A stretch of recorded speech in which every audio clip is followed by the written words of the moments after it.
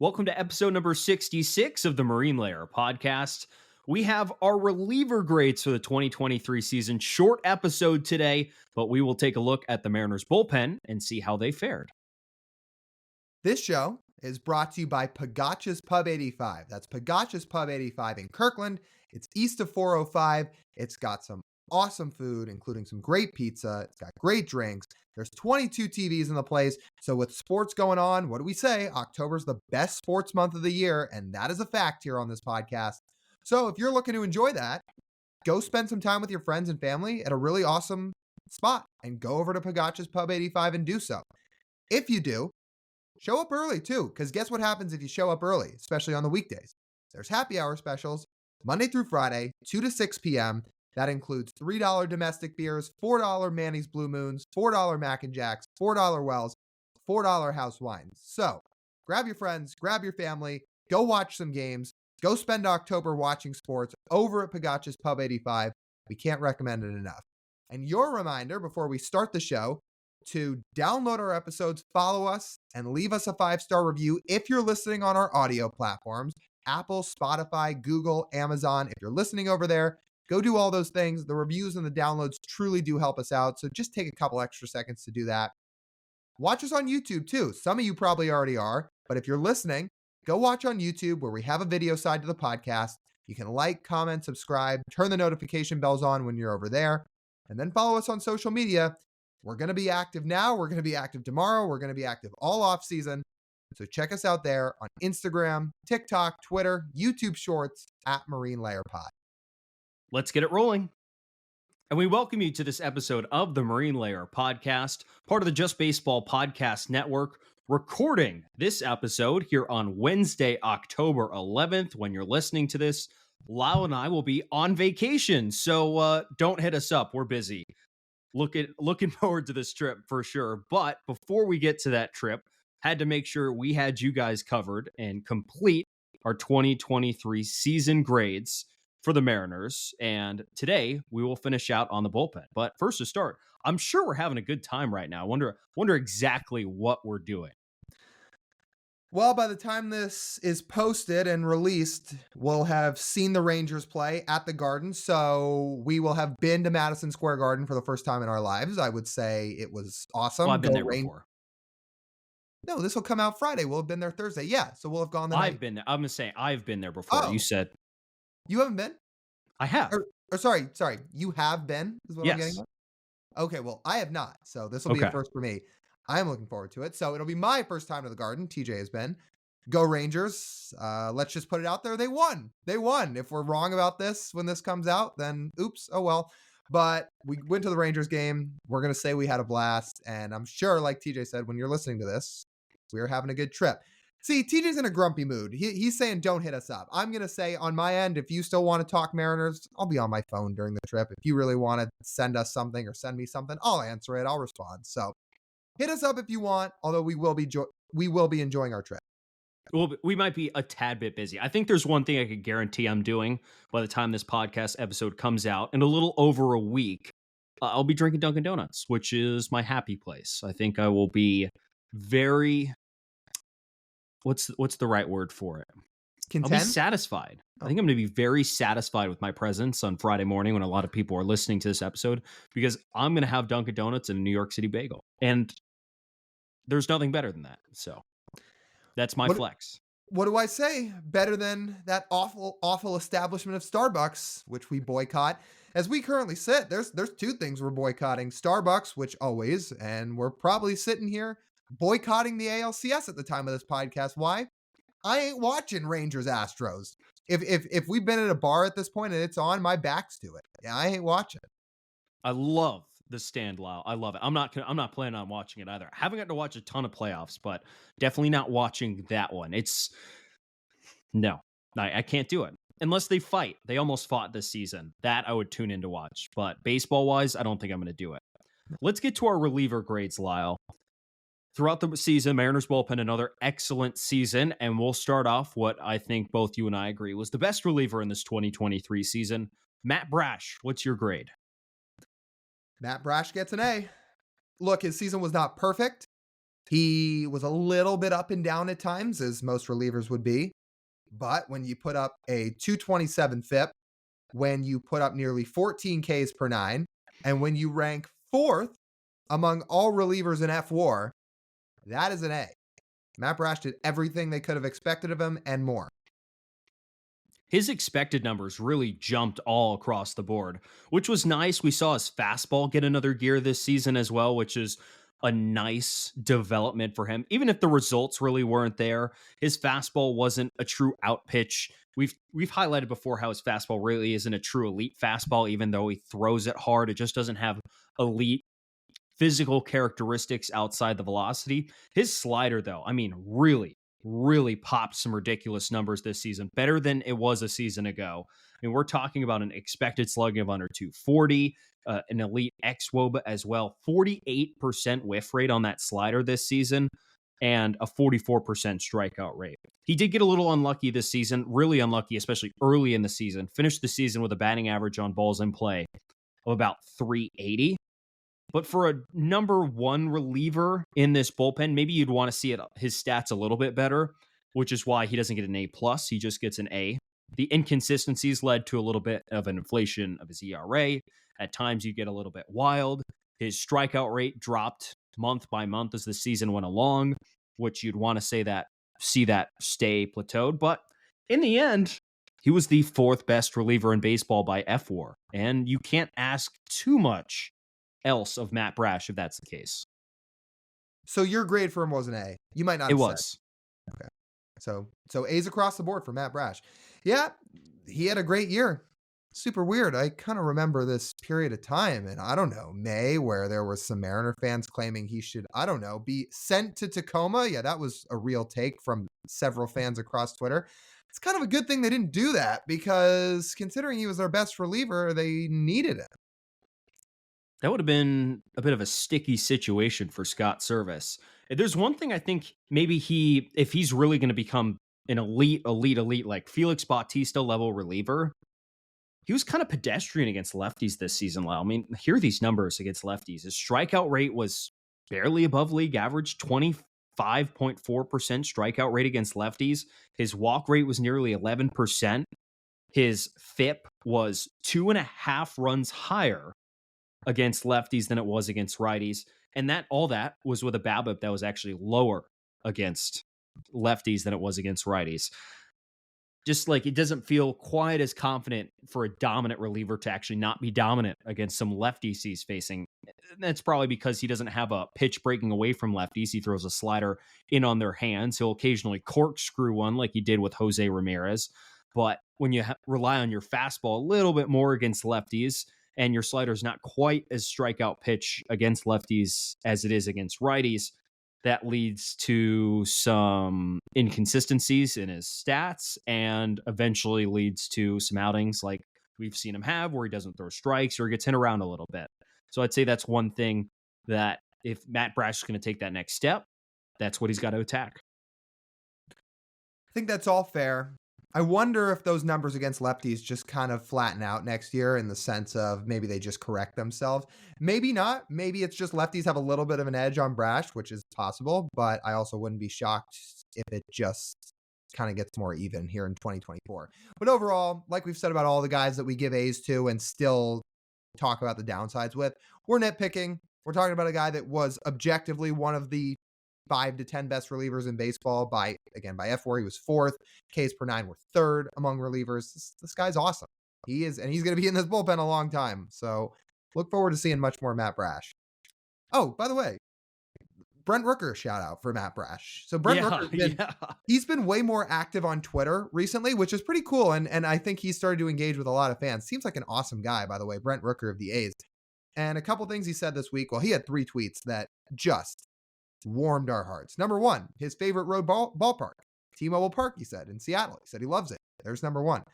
Number 2, somebody asked, what stats do you use to try to evaluate your game? He said, I like to use hard hit rate, chase rate, walk rate, like all these baseball savant numbers. He said, I know a lot of people aren't going to like to hear that, but it is very indicative of my game. And I said, power to you, Brent Rooker, standing up for the analytics nerds. I was going to say, he's like, these are the stats I can control. which Wow. is the biggest point he tried to make. Yeah, which is great. And number 3, the whole reason we bring this up, somebody said, "What's the toughest pitch the toughest pitch you've had to face so far in your career or this season?"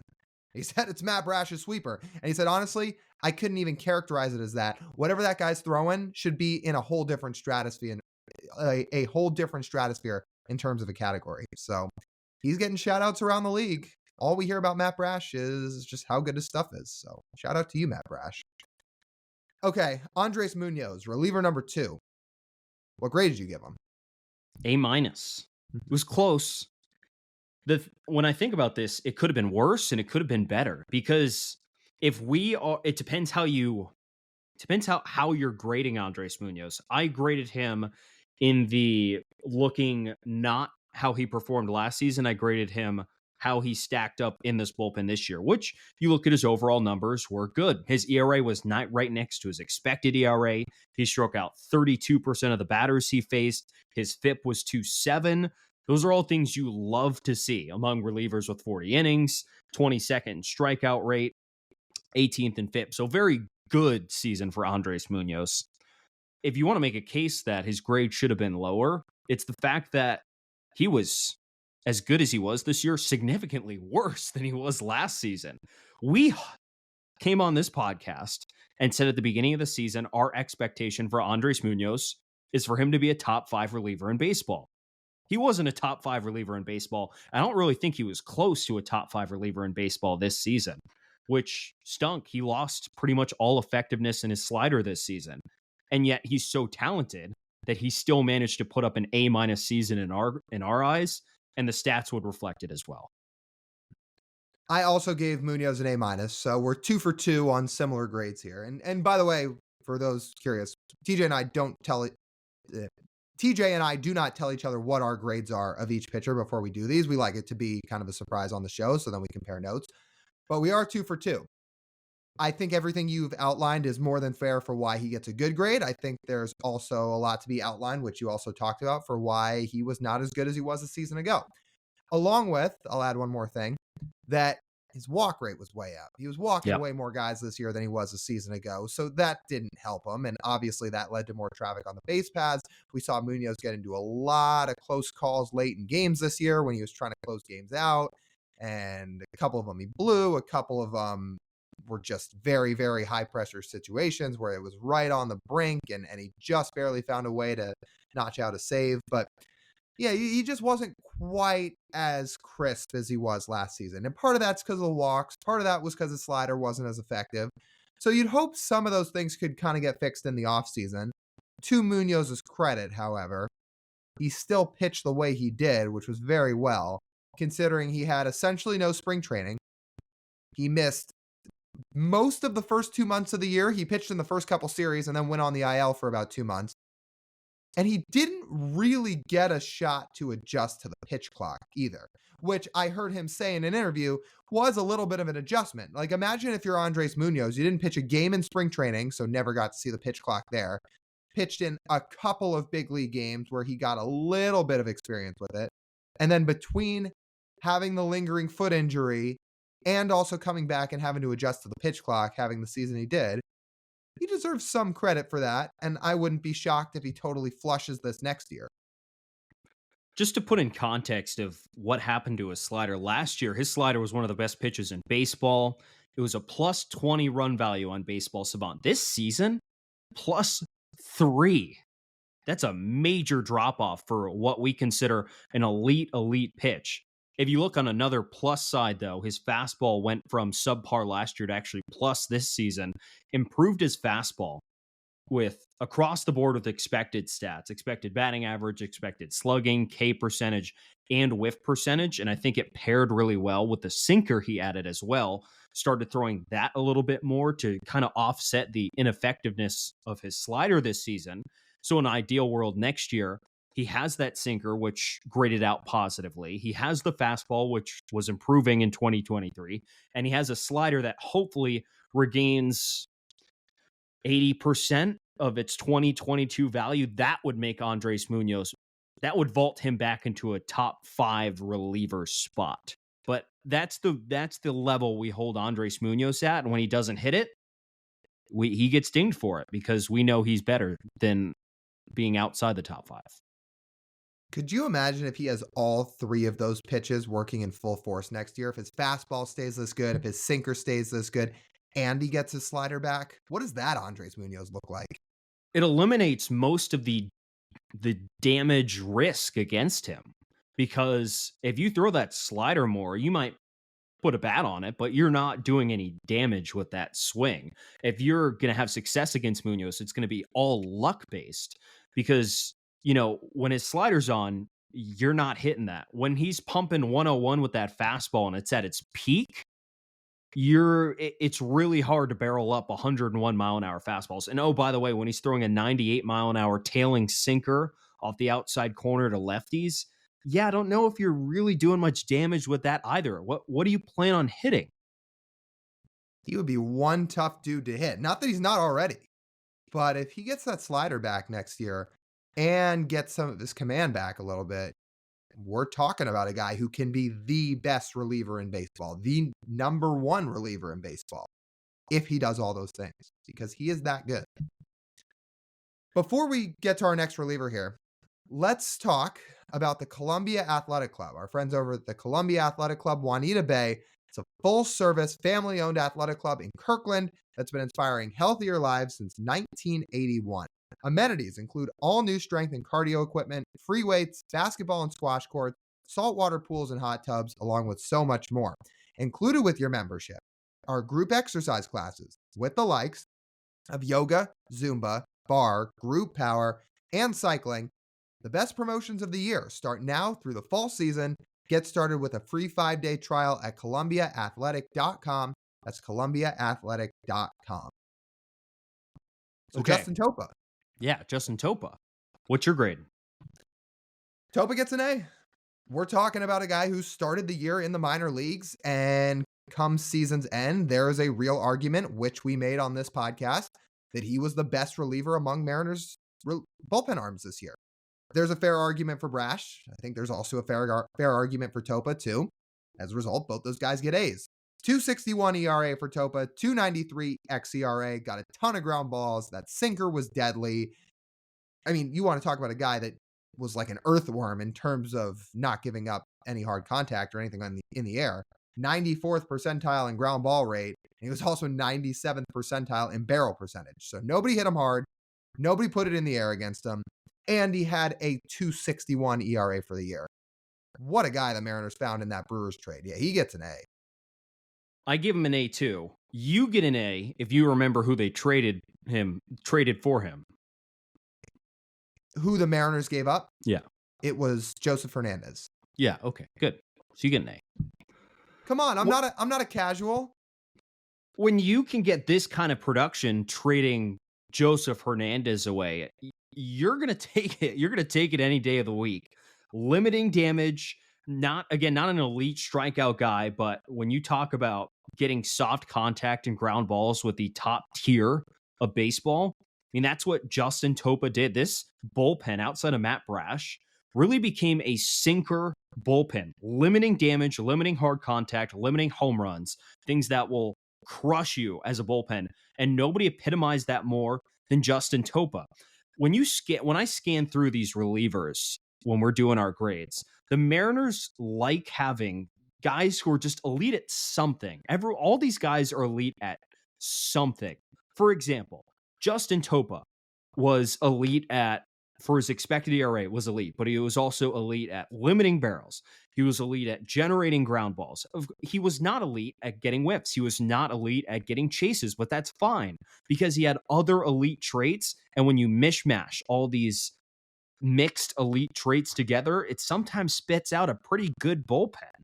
And Justin Topa was just the start, as we'll get into the other guys, of what a unique and good bullpen is from guys that were on the baseball scrap heap. It is interesting how this Mariners bullpen has evolved because 3 years in a row, they've been a great bullpen. But you even look at the difference in arsenals between last year and this year.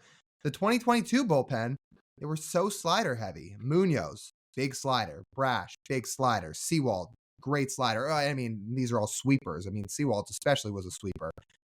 Penn Murphy, big sweeper. All these guys in 2022 were throwing it. Matt Festa, big sweeper. But then all of a sudden you get to 2023 and you look at Munoz's sinker, you look at Topa's sinker, you look at a bunch of these guys that, like you were mentioning, were sinker heavy. Yeah, it led to more ground balls, but they were just as effective, if not more effective. It's interesting how it's evolved, but it's evolved in a very good way. Now, Gabe Spire, well, now if I'm talking about elite traits, he's got them too. But first, what's your grade for him? I gave Gabe Spire a B+, and it was close. I think the ERA for Spire as a whole at 3.79 knocked it down a little bit because that is higher than the guys we were giving A's and A- to, along with the fact Spire didn't have a great September, 4.50 ERA in the month of September when they really needed him. But this is a guy that did a lot of things really well, and I'll let you get into that. I said elite traits, right? Mhm. And we just highlighted Topa's like, oh, well, Topa's elite traits, he's not elite at getting chases or whiffs. You know who was 100th percentile in chase rate? Gabe Spire. You know who was 77th percentile in whiff rate? Gabe Spire. What about strikeout rate? 89th percentile. What about on top walk rate on top of that? 72%. Gabe Spire led every pitcher in baseball with a minimum of 50 innings pitched in first pick strike percentage. I think it was a little over 76%. Kirby, by the way, George Kirby, shocker, among all qualified pitchers, was first in that category as well. So talk about what made Gabe Spire special. Throwing a ton of strikes, getting a ton of whiffs at a good rate, getting a lot of guys to chase, getting his strikeouts. I mean, you claim this guy off of waivers, comes into your bullpen and strikes out 29% of his batters while walking just 5%. By the way, among relievers in strikeout minus walk rate, he was only behind Matt Brash in the Mariners bullpen, and he was 13th in baseball. That's another guy who you find traits that work in your bullpen and insert him in, and he works out. And that's why he gets a B+ from me. I would call Gabe Spire the chase rate king a lot of this year because he was that 100th percentile. He got guys to chase pitches, which was awesome. Yeah, his ERA was a little high, but you know what? His xFIP was a lot better than his ERA, so some of the underlying numbers were better. And you mentioned it, he struck a bunch of guys out. The Mariners didn't have any lefties in the bullpen in 2022. And to start 2023 on opening night, they didn't have any lefties either. Now they do. In fact, they've got two of them, and both of them were really effective. One of them being Gabe Spire, who got a ton of guys to swing and had a really, really good year. I mean, this feels like a profile that can sustain. Last thing on Spire for me, finding something with Gabe Spire, not just some of the results he had, but his fastball ended up being sneaky good. I didn't even realize how good his fastball was this year. At the end, the results are a 128 average against and a 231 slugging against his heater that averaged 95 miles an hour and was his primary strike throwing pitch. 35% whiff rate on that pitch. Some elite traits right there. Really elite traits. Again, another way this bullpen's evolved. No lefties in 2022. They had two good ones in 2023. Speaking of good lefties, let's get to the second southpaw in this Mariners bullpen. Taylor Saucedo. Too much sauce. What do you got for Taylor's grade? He gets a B from me. Another guy. There's some elite traits here. Taylor Saucedo this season was elite at limiting hard contact, 94th percentile in average exit velocity of this season. Didn't allow barrels, didn't allow hard hit baseballs, got a ton of ground balls, had good extension as well. Ended the season with a 3.59 ERA, probably a little high for a high-end reliever, only racked up 0.2 Fangraphs wins above replacement. They claimed him off of waivers from the Mets. Again, when you can get results like this from waiver claims and they end up being a very crucial part of your bullpen and serving a role like Saucedo did, where he comes in, he limits hard contact, and he gets a bunch of ground balls. And in the end, he was the sixth reliever in the bullpen this season. When Seawald was in it, he was the sixth guy. And you have a sixth guy generating all these ground balls and limiting all this hard contact. It ends up working out pretty well, and you earn yourself a good grade. I gave him a B plus, so I went a little bit higher, and some of his expected stats were not great, but you just look at his baseball savant page, and for some of the stuff you just outlined, the way he wouldn't give up hard contact, the way he got so many ground balls, so impressive. Again, picked up from the Mets, started in Tacoma. Him, Topa, and Spire all started the year in Tacoma. And all three of these guys became very valuable and reliable bullpen pieces. For Saucedo, yeah, I gave him a B plus. I think he earned it. There was so much of his profile that played so well into the Mariners' strengths. Again, for a guy that got a lot of ground balls the way Topa did and limited hard contact, benefited huge for the Mariners. I think there's ways he can still get better. I think similar to Andres Munoz, Saucedo could cut his walks down a little bit. And that's something that maybe didn't give him the A grade or A minus grade. Is there would be some start outings here and there, I should say, where Saucedo would come in. He just wouldn't really have it with the command. And sometimes Scott had to go out there and yank him early and leave traffic on the bases. But look, no reliever's perfect. And yeah, I think Saucedo had a great year. Another guy with a profile that plays for a long period of time. So I think that people have got to be pretty happy with what he did this year. Before we get to our final reliever here in our reliever grades, let's hear from Simply Seattle. If you like Pacific Northwest themed gear, if you like Mariners gear, if you like Sonics gear, if you like Seahawks gear, Huskies gear, all the best Pacific Northwest themed gear, you can go to Simply Seattle. You can go to simplyseattle.com, or you can go to one of their stores in the Seattle area. Use our code Marine15 for 15% off your order.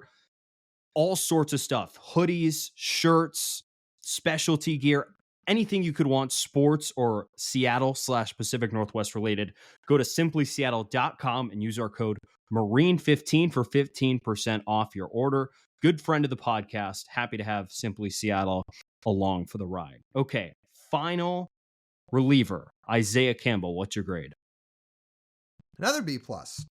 I think there's things that Campbell can certainly work on, like some of these relievers. Another guy who probably walked a few too many batters, but there was a lot of things he did really well for a guy that became very dependable as the year progressed. Nobody really hit his slider very well. You're talking about a guy that gave up a 137 batting average against that pitch. He had a 283 ERA. He was punching out 10 batters per nine. That's a pretty good profile for a reliever. So for a guy that was making his inaugural season in the show and was called upon late and started to get a bigger and bigger role as time went on, I was pretty impressed with what Isaiah Campbell did. It was fun to see his slider really develop into maybe not an elite pitch, but he ended up with a +6 run value, and hitters hit just 137 and slugged 157 on his slider. What I thought was interesting about the balance of it is that he didn't get a ton of whiffs on it. It was under 30%. And usually an elite slider, you're looking at a Matt Brash level like 48%.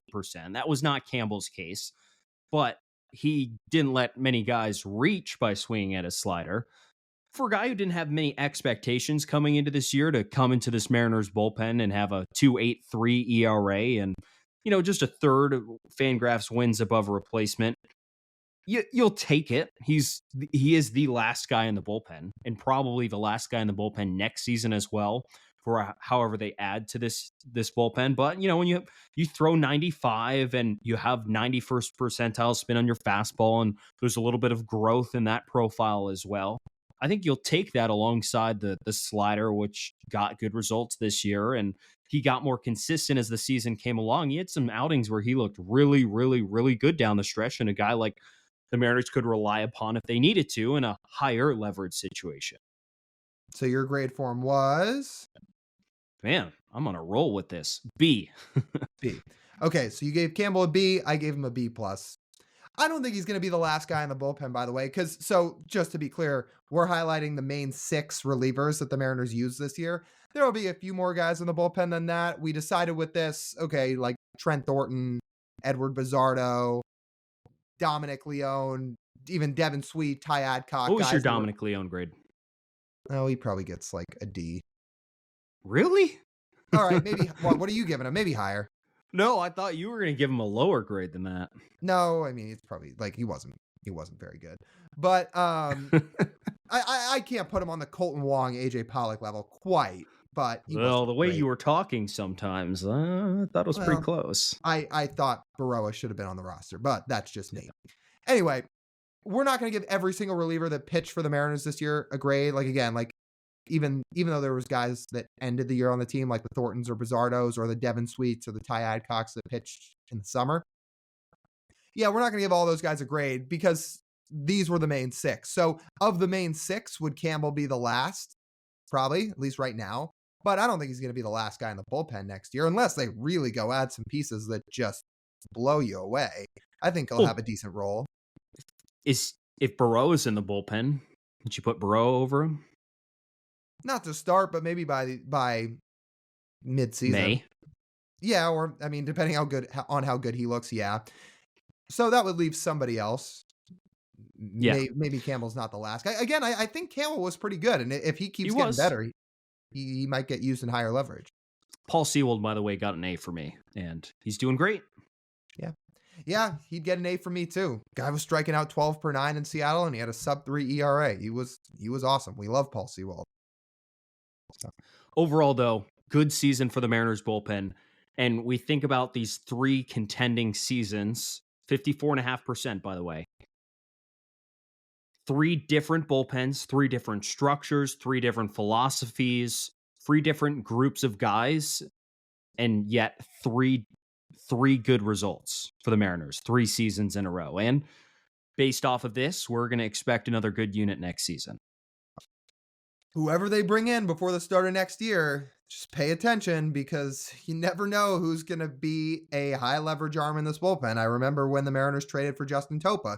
We talked about it here on the podcast. It was a story, and we said, circle all these names, remember all these names, because you don't know which one of these guys is going to be a high leverage guy. Here we sit in October, and we say, oh yeah, Justin Topa, he might have been the Mariners' best reliever this year. Think about it. Like Isaiah Campbell was the highest touted of any of these guys in this bullpen. Matt Brash, an unknown pitching prospect from Niagara. Andres Munoz was a throw-in in the Austin Nola trade. Justin Topa traded for a minor league reliever. I think technically had his rookie eligibility last year at age 29. Gabe Spire was claimed off of waivers. Taylor Saucedo also claimed off of waivers, and Isaiah Campbell was a second round pick. I think he was like a comp pick in the second round or something like that. Yeah. Right. So he was the highest profile of all of them. It doesn't matter the profile. You find something you like, you find those elite traits like the Mariners have had, you stick them in the bullpen, and good things happen. Keep it rolling. If the Mariners can keep putting out bullpens like this every year, they're going to have an advantage a lot of the time. So keep it rolling. Nobody's complaining over here. Yeah, so short show today, huh? Yeah, I'm not complaining. No. Again, we're on vacation right now, so I'm sure we're having a blast. So I'm sure hope you guys are having a blast while listening to this as well. That's our very short Speak Your Mind. Is we're on vacation and it's probably a bunch of fun. So there we go. I'm sure we'll fill in more when we have our next Speak Your Mind, when we're actually back from the trip and can recap what actually happened rather than kind of guessing what happened while we're sitting here, but also half knowing because we have a bunch of stuff planned out. So yeah, that's our Speak Your Mind. We're enjoying vacation and hopefully you guys are enjoying your time too, doing whatever you might be doing. So at that, we'll just about wrap it up and we'll get back to our trip, I guess. So that wraps it up. That'll just about wrap up this edition of the Marine Layer podcast. You guys know the drill. You want to listen to the full form podcast, you can do so on Apple, Spotify, Google, and Amazon. If you do that, follow us, download our episodes, leave us a 5-star review. Reviews, downloads help us out a ton. So take some time to do that. Watch on YouTube. We've got a video side to the podcast. Head over there. Make sure to like, comment, subscribe, and turn our notification bells on. That's all over on YouTube. And then go follow us on social media. Instagram, TikTok, Twitter, YouTube Shorts, at Marine Layer Pod. That's TJ. I'm Lyle. As always, we thank you guys for tuning in. We'll talk to you soon.